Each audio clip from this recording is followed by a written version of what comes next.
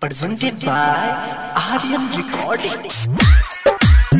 राजा जी सब का सुनता नहीं रहुआ बारे में जो सुनिए सही बता जी बताई ना सही सही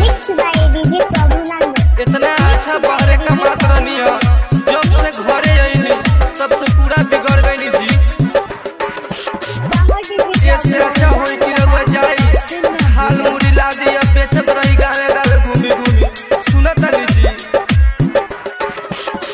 रजऊ हमार फसल बाड़े घासवाई से रजऊ हमार फसल बाड़े घासवाई से फोनवे में कोही दे हम घरे अपना माई से सारा कमाई कहाँ आवे लुटाई के फोनवे में कोही दे हम घरे अपना माई के।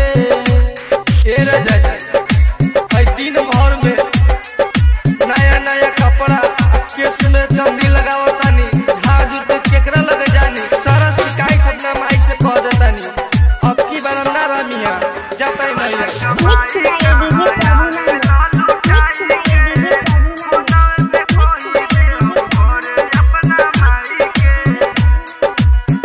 दिन भर में 4 गोडो रेस चेंज करे बात में सैया लागे हमसे लड़े। हेलो हेलो माई हमार दिन धर वाले बुला ले दिन भर में 4 गोडो रेस चेंज करे बात में पियावा लागे हमसे लड़े। देख ले बानी गलती ओकर अखिया गड़ाई के देख ले बानी गलती ओकर अखिया गड़ाई के भतरू हमार फसल बाड़े घासवाई से फोनवे में कोही दे अब घरे अपना माई से रजऊ हमार फसल बाड़े घासवाई से। हई घर के सारा कमाई खोटाई लुटा दे तरा कमरा लगे जाला का के उसम कम बानी का जी ना हमें पहुंचा दी नहीं हम ना रह हम रह लगे सारा कमाई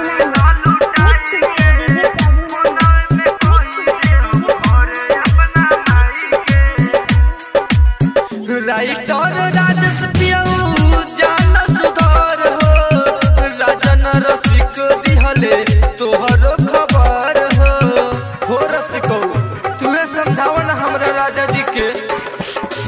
राइटर राजस पियऊ जान सुधार हो राजन रसिक दिहले तोहरो खबर हो हार गइल सुधीर सवरिया समझाई के कृष्णा विकास हारे गइल समझाई के रजऊ हमार फसल बाड़े घासवाई से फोनवे में कोही दे अब घरे अपना माई से रजऊ हमार फसल बाड़े घासवाई से।